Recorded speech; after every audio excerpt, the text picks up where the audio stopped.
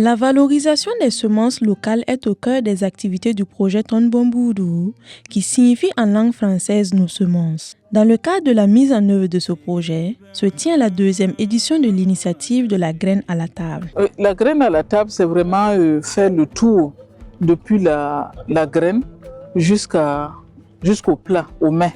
C'est pour montrer comment tout le circuit qu'il y a depuis la graine et montrer l'importance de la base qui est la semence. Tant que vous n'avez pas la semence, vous ne pouvez même pas prétendre à une souveraineté alimentaire. La semence, c'est la base. C'est vraiment pour mener des réflexions qui doivent continuer avec des plaidoyers pour aller plus loin, voir au niveau politique qu'est-ce qui peut être fait pour une souveraineté véritable alimentaire. Née du leadership de l'association Yelemani, cette initiative se tient du 21 au 22 février 2025 au sein de son site expérimental à Lumbila.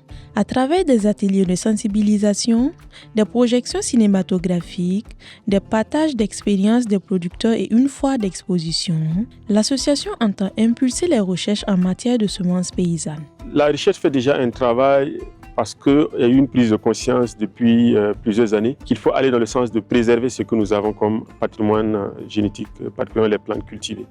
Nous sommes des Africains.